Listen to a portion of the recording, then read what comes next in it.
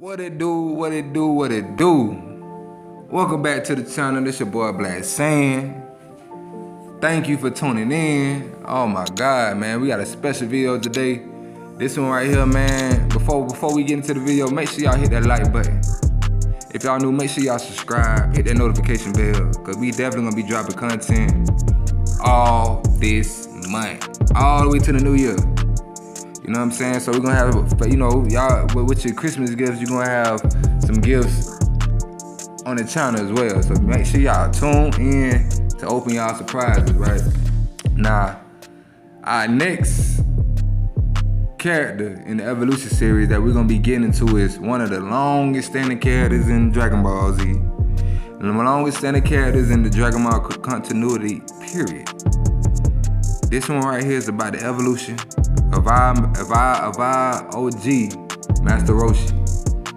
Now, as I say Master Roshi, I know some people gonna say Mutant Roshi. Some people gonna call him Turtle Hermit, right? Some people call him Jackie Chan. He got a lot of different names, but we know that Master Roshi has been living for over 300 years. He's over 300 years old. And he's actually the brother of the fortune teller Baba, right? So that little lady that y'all see riding around on the crystal ball, that later on, that has brought back Frieza back to life, and Lily you see her all through the continuity. That's her sister. That's his big sister. Now we know that after he was taught by his master. Master Mutaito, he became a master, right? And he trained actually Grandpa Gohan and the Ox King. Ox King is actually Chi-Chi's dad. So we see that Master Roshi legacy expands as his age as long as he lives. Like he always is making an impact. So we see that in this history, we know that back in the day, sometime before Goku was around, we know that him and Master Shin and Master Mutaito actually sealed up King Piccolo. They actually got together to seal up King Piccolo, and Master Mutaito actually ended up dying by using that move, which happened to be the evil containment wave. So he's been vetted in so many different ways, like way prior to even meeting our Z fighters. Now, by the time he actually meets Goku and Bulma, he actually has lost his turtle, right? Goku ends up finding his turtle, bringing his turtle back to the Kami house, and Roshi ends up getting there. And he actually ends up giving Goku a flying Nimbus, like the flying Nimbus that we know. And he is asked for a Dragon Ball by Bulma. And this is where we get to see the Master Roshi I'm gonna just say we all love, because at the end of the day, he signifies what a man at the end of the day, somebody got to be still looking at these women as the beautiful things that they are. He's an anime character, but he's the one that recognizes it, right? As a fellow anime, as a fellow character. So he actually is bribed by Bulma by Lily, her exposing herself, thinking that she got pennies on, but she ends up not even having pennies on. So later on, we see that Roshi makes a proposition to Goku and Krillin that basically if they can bring him a girl companion, some kind of girl companion, that he'll train them. So they end up bringing him Lunch back. And when they bring him Lunch, we know that Lunch is one of those people that gave Master Roshi hell throughout the whole Dragon Ball Z, the whole Dragon Ball continuity, just being the person that she is, because she changes, right? She changes from one personality to the other. So he ends up taking on and training Krillin and Goku. And the 21st martial arts 21st World Martial Arts tournament starts, right? So we see that Master Roshi is looking at his pupils and he's thinking like, man, they good, they done got good, but I don't want them to get to the point where they feel as if they good enough and they don't need no more, like they just the best. So he ends up going into the tournament as Jackie Chan, and he ends up even going against Krillin and Yamcha. Ends up defeating both of them, like fairly quickly, basically in the preliminary rounds. So during like the final round, we see that he goes against Goku, and he actually, they actually going at it. Like Goku is not an easy person to beat because he's actually a Saiyan baby, but at this time he's not knowing that he's a Saiyan baby. So he actually beats Goku, and he beats Goku actually by ring out. Now 3 years later, we see that Master Roshi into the tournament, right? And he go as the Jackie Chan thing once again. Now this time he goes against Tien, right?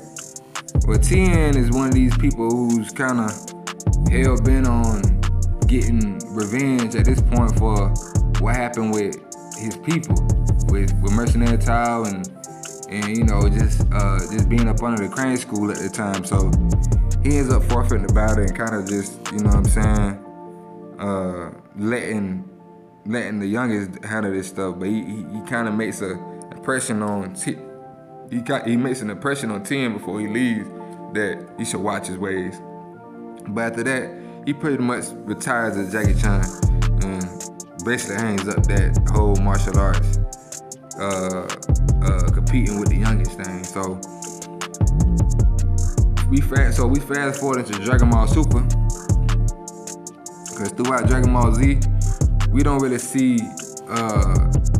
Master Roshi. He's more of a comical character. You see him going through the pervy magazines.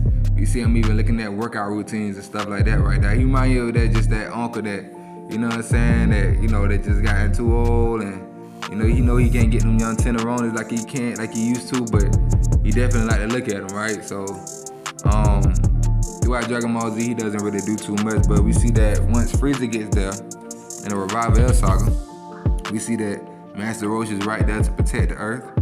He gets there, he actually has a cameo where he gets his shine on, you know what I'm saying? And we see that he still can go to his all maxed out form, and he just as spiffy as ever. So the next time we see him, we going into the Tournament of Power where he's been recruited, and he actually was recruited by Gohan, because Gohan is a strategic fighter as well. So he's thinking about who can we get that actually knows team and knows you can actually and actually is vetted with battle experience to have the ability to actually put together in the team and kind of coordinate. So he actually recommends Master Roshi to Goku, and Goku like, yeah, that actually is a good idea. So they ended up recruiting him. So the tournament begins, right? And everybody's pretty much trying to stay together, but they ended up being separated. And we see that Master Roshi, first person people that he takes out is a person named, an enemy named Koei and Dekori, right? So he going against Koei, and Koei is trying to seduce him, and he ends up kind of basically running her off the stage. And Dekori is actually trying to trap him into this illusion, whatever, but that don't work. And Master Roshi, once again, with ease this time, he actually does an evil containment wave and puts her into a capsule and tosses it off the stage. So he's one of those people, he gets straight to the point. He knows his age, he knows his limits. So the next person he actually fights against is this person named Ganos. And during this time, he actually knocks Ganos off with a full power Kamehameha, and it's maxed out for him. So, you know, then this is the first time we see him do a Kamehameha since what, the Frieza saga. But as he does this Kamehameha, like he kind of thinks back of like just the old times with Goku and Krillin and just you know what I'm saying? He actually said that this is his last Kamehameha or whatever type, but he wants to like, you know, he is reminiscing because he's realizing what got him to this point. You know what I'm saying? He can even like fight in a tournament of power with 12 universes getting together. So he sees the specialness in it, right? So he ends up you know, knocking out Genos, and you know, Goku ends up coming to get him after he damn near about to die, and actually gives him some power, and Goku actually walks off. So later on, we see that he runs across Frost, right? And Frost like is doing the most, like, you know, he ends up trying to Evil Containment wave him as well, but it doesn't stick because he misses. Due to him like not having too much power and his arm being messed up. So he actually is saved by Vegeta, and Vegeta actually tells him that he shouldn't be fighting like this. He's gonna end up dying if he stay on the ring. So, you know, just do what's all in favor, basically, old man, and just fall off. You know what I'm saying? Let us take it from the almost reminiscent of him forfeiting in the Tien Shihan match, right? Of him just letting the youngsters handle the business, but definitely being the support. So after that, we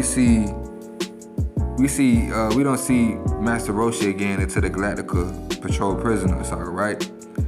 And this saga, we see that everybody get there, and they're waiting on these henchmen, and the henchmen show up, and Krillin goes one way towards this panda-like guy, and we see that he's expecting for Roshi to help him, but Roshi veers off and goes towards this trio of girls, like criminal women, right? This trio of criminal women. So we see that he engages with the women. He's kind of, you know, still being pervy with them, but they end up like cutting it short and actually fusing together and creating a woman that wasn't attractive, like, because it's one of those things that's just like, how do 3 attractive females create an unattractive female? But they end up creating, they end up fusing, and actually they can't really do nothing with the woman. Krillin jumps back in to even help her. She can't really do nothing with her, and what happens is Goku ends up jumping in and saving them, and before he goes back to the battlefield and, you know, engage with Moro. Now, after that, we don't see Master Roshi in the Granola art, as well as in the Superhero, but we know that Master Roshi, he's a character that you know what I'm saying, that I mean, he's been living for forever, so I don't see him dying no time soon. But if anybody was to die of old age and bring the Z Fighters together on a different level of bringing people back with Dragon Balls on just on a like accepting death level, because let's just say our Z Fighters really don't accept death. But if Master Roshi was to die off of old age, I don't think the Z Fighters would be as distraught, because he's lived a long life. He lived a great life. He's made our Z Fighters laugh. He's corrected them. He's kept it real with them throughout the whole Dragon Ball, through Dragon Ball Z, through Dragon Ball Super continuity. He's been that person that they can always count on refuge, you know what I'm saying, with getting to always count on them being exactly who they are and not changing, even in the heat of battle, right? You know what to expect when you get Roshi. So if you like this video, please hit that like button, hit the comment section if I miss anything, or if you just want to add anything to this. Thank you for viewing if you're new to the channel, and if you would like to see more content like this, definitely check out the Evolution series and definitely hit that subscribe button. Make sure you hit the notification bell so you can get it every time I upload. To all my fellow Saiyans, salute. Yeah.